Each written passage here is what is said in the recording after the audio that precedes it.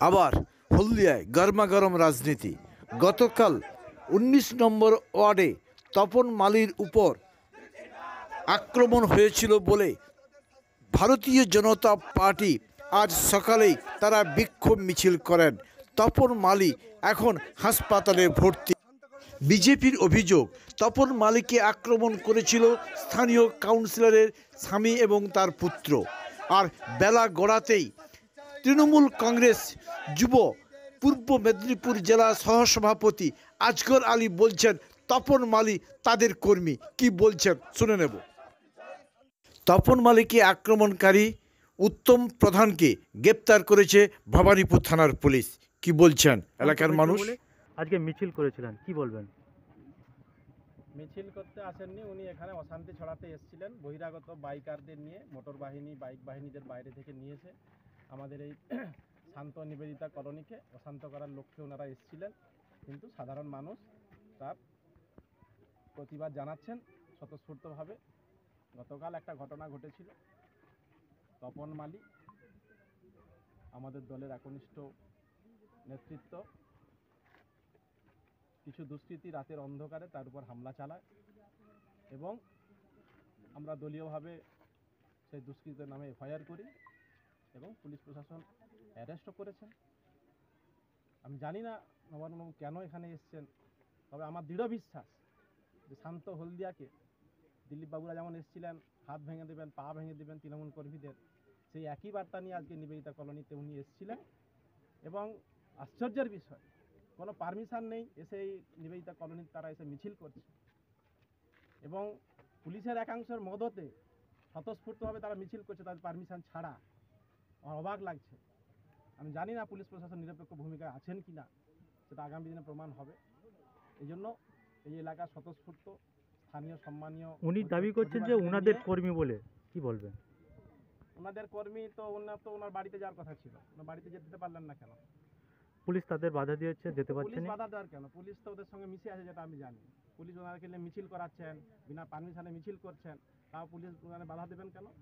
এগুলো গটাপ, বিজেপির সঙ্গে পুলিশের একাংশ গটাপ করে শান্ত হলদিয়া, শান্ত নিবেদিতা কলোনিকে, শান্ত আমাদের এই ওয়ার্ডকে অশান্ত করতে চাইছে এই দাঙ্গাকারী বিজেপি নবারুণ বাবু সহ পুলিশের একাংশ। আমি দায়িত্ব নিয়ে বলছি, যদি অশান্ত সৃষ্টি করেন পুলিশ প্রশাসনের একাংশ সহ, যে বিজেপির দালালরা, যে বিজেপির দাঙ্গাকারী নবারুণ বাবু সহ বাইক বাহিনী যারা অশান্ত সৃষ্টি করতে চাইছেন, এলাকার আমরা এখানকার লোকাল নেতৃত্ব হিসাবে এবং এই এলাকার সাধারণ অধিবাসী নিয়ে আমরা এর জবাব দেব। কারণ আমরা হলদিয়াবাসী, আমরা অশান্তি চাই না, আমরা শান্তির পক্ষে। সে যে কেউ আসুক না কেন তার বিরুদ্ধে আমরা রুখে দাঁড়াবো, এটা আমাদের লাস্ট কথা। আমাদের ছেলেরা, এলাকার ছেলেরা 24 ঘন্টা এখানে পরিবারের সঙ্গে থাকবে, যাতে করে কোনো অশান্তি না হয়, বাইরে থেকে কোনো যাতে করে এদের উপর হামলা না হয় পুনরায়, সেই ব্যবস্থা আমরা করছি।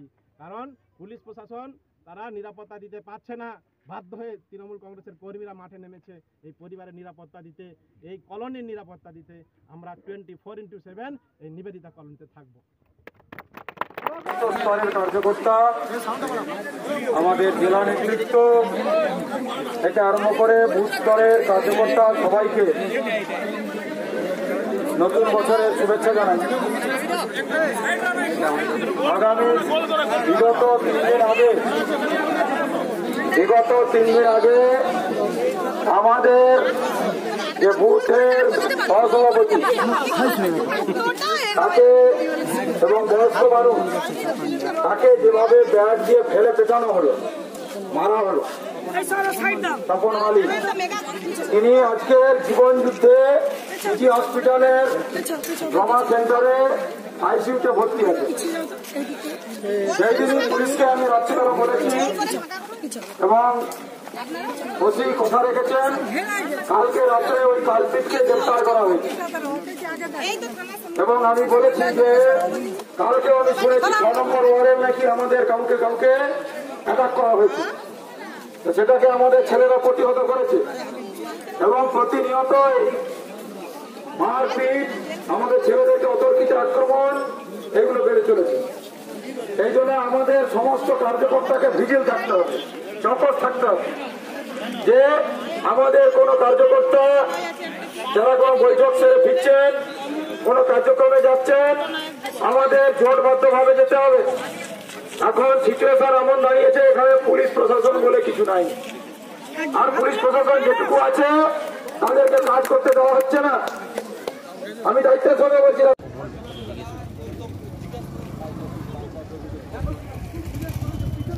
আজ কি কর্মসূচি রয়েছে? আজকে কর্মসূচি আমাদের 19 নম্বর শক্তি কেন্দ্রের 222 নম্বর বুথের সম্পাদক তপন মালিকে গত পরশু এখানের তৃণমূলের দুষ্কৃতীরা ব্যাপকভাবে প্রহার করে অত্যাচার চালায়। নাম হচ্ছে উত্তম প্রধান ভাড়ু এবং ওনার ছেলে এবং তৎসহ রবীন মণ্ডল আরও অনেকেই ছিল। দিয়ে এই আমাদের কার্যকর্তাদের উপর হামলা চালায়।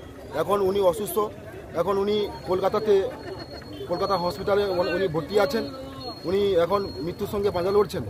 এই যে আমাদের কার্যকর্তাদের উপর যে হামলা হলো বা হয়েছে, তার প্রতিবাদে আমাদের বিজেপির পক্ষ থেকে একটা বিক্ষোভ মিছিল করছি এবং যে দোষীরা যারা মেরেছে তাদেরকে অবিলম্বে গ্রেপ্তার করতে হবে, গ্রেপ্তারের দাবিতে, এবং সঠিক তারা যাতে বিচার হয়, উপযুক্ত শাস্তি পায়, তার জন্য আমরা আজকে এই মিছিলের আয়োজন করেছি। হলদিয়াতে প্রায় এই ধরনের ঘটনা ঘটেই চলছে, সেখানে দাঁড়িয়ে আপনারা কি আগামী কর্মসূচি নিয়েছেন? আগামী দিনে যদি এ ধরনের ঘটনা যদি আরও ঘটে, আমরা আরও বৃহত্তর আন্দোলনে যেতে বাধ্য হব এবং আমরা আরও বড় লড়াইয়ের সম্মুখীন হতে বাধ্য হব। আপনার নাম? আমার নাম কার্তিক চন্দ্র দাস। কি দায়িত্বে আছেন? মণ্ডল সভাপতি, হলদিয়া নগরমণ্ডল টিম।